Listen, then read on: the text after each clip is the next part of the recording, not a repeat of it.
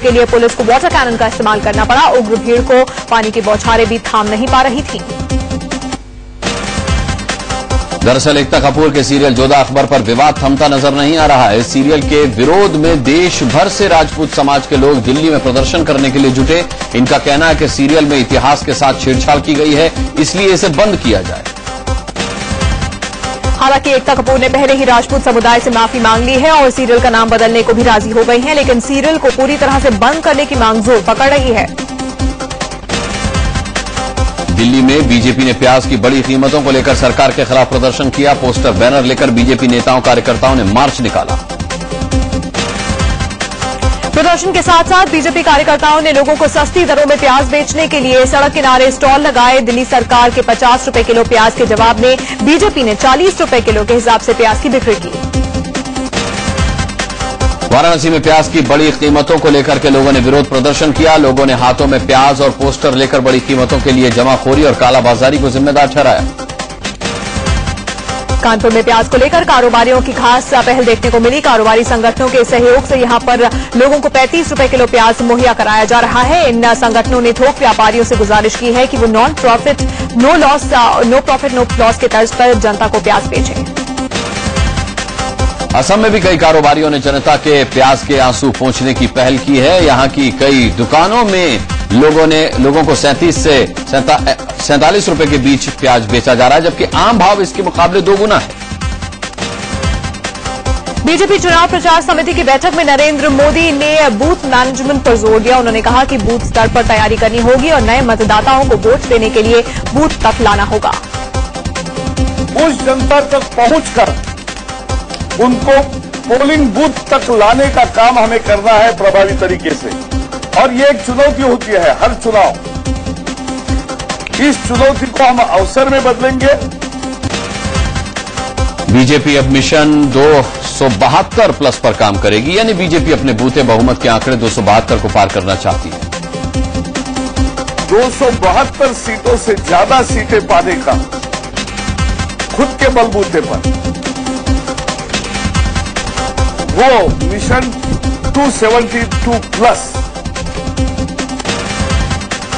मोदी को हाईलाइट करने वाले पोस्टर पर बवाल मचने के बाद बीजेपी ने नया पोस्टर लगा दिया है। बीजेपी के बैठक स्थल के बाहर जो नया पोस्टर लगा है उसमें सिर्फ पार्टी संस्थापक श्यामा प्रसाद मुखर्जी और दीनदयाल उपाध्याय की ही तस्वीर है।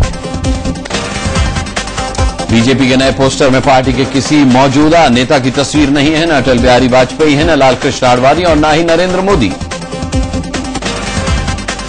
शिवसेना अध्यक्ष उद्धव ठाकरे ने पार्टी के मुखपत्र सामना में नरेंद्र मोदी पर खूब निशाना साधा। तंज कसते हुए उन्होंने लिखा कि ऐसा लगता है कि मोदी के हाथ में सत्ता आएगी तो वो दाऊद इब्राहिम हाफिज सईद टाइगर मेमन को पाकिस्तान से खींच कर ले आएंगे और फांसी पर लटका देंगे। उद्धव ठाकरे ने सामना में तंज कसते हुए ये भी लिखा है कि नरेंद्र मोदी को दिल्ली की सल्तनत मिलेगी तो वो देश को लूटने वालों को जेल का रास्ता दिखा देंगे। दरअसल 15 अगस्त के दिन पीएम के भाषण पर हमला बोलने के लिए मोदी पर उद्धव ठाकरे ने निशाना साधा है। उद्धव ने सामना में लिखा है कि मोदी जिस तरह पीएम की आलोचना करते हैं ऐसा लगता है कि उनके हाथ में सत्ता आते ही सारे हालात सुधर जाएंगे।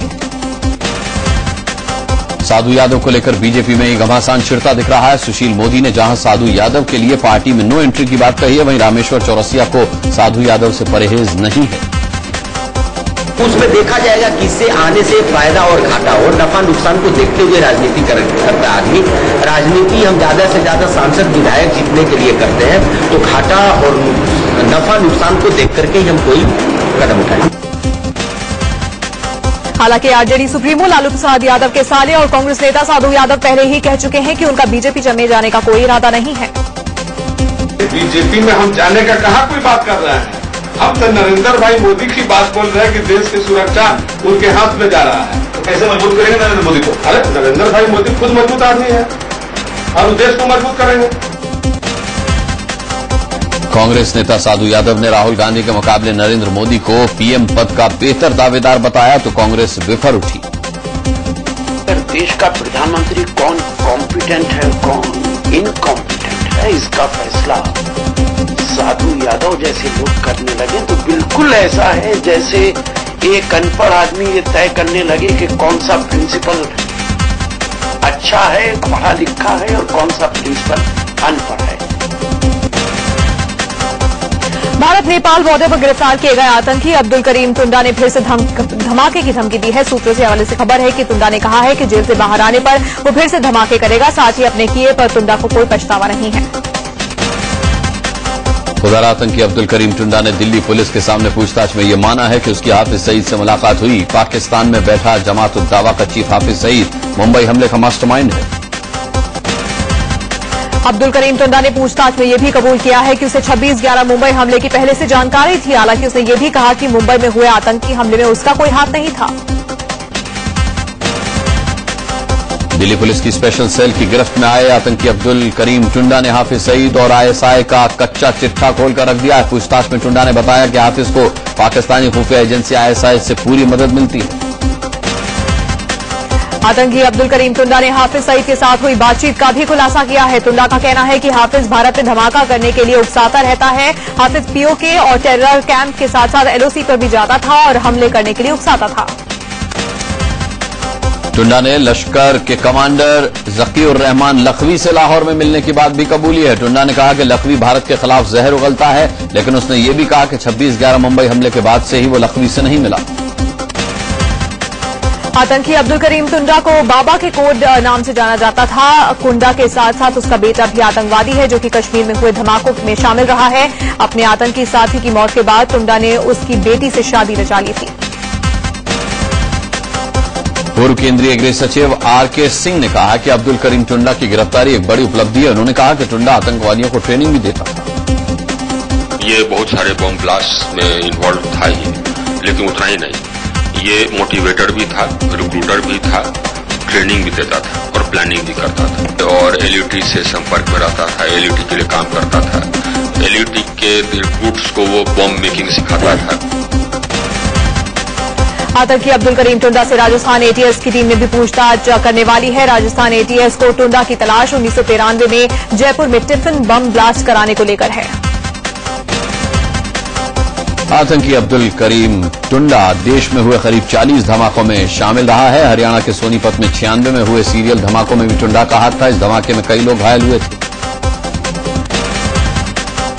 बिहार के बोधगया मंदिर में हुए सीरियल ब्लास्ट के सिलसिले में एनआईए ने दरभंगा से 2 लोगों को हिरासत में लिया है। दरभंगा पुलिस और एनआईए की टीम ने दरभंगा के ब्राह्मपुर गांव में छापा मारकर 2 लोगों को पकड़ा है और उनसे पूछताछ की जा रही है।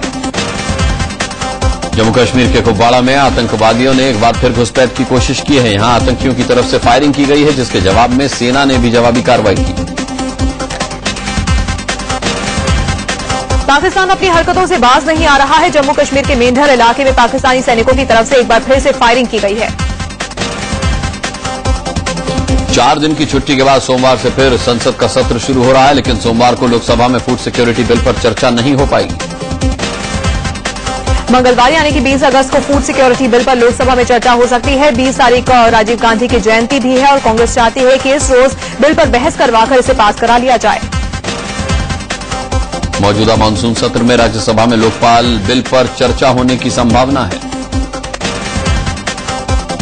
कोयला घोटाला मामले से संबंधित फाइलें गायब होने की बात कोयला मंत्री श्री प्रकाश जायसवाल ने कबूल की है। उन्होंने कहा कि गुम फाइलों की तलाश और मामले की जांच के लिए कमेटी गठित कर दी गई है। कोल ब्लॉक आवंटन से जुड़ी फाइलें गायब होने पर बीजेपी ने केंद्र सरकार पर निशाना साधा है। पार्टी नेता वेंकैया नायडू ने कहा कि यूपीए सरकार में कुछ भी हो सकता है। ये सरकार में कुछ भी गायब हो सकता है। इस सरकार के ऊपर कोई भरोसा करना ही उचित नहीं होगा। आपको याद होगा आदर्श स्कैम के संदर्भ में भी महाराष्ट्र में कुछ पहले जलाया है। प्रधानमंत्री मनमोहन सिंह ने कहा है कि भगत सिंह की शहादत सरकारी रिकॉर्ड की मोहताज नहीं है। उन्होंने कहा कि देश की आजादी के लिए लड़ने वाले भगत सिंह शहीद हैं और इसमें कोई विवाद नहीं होना चाहिए।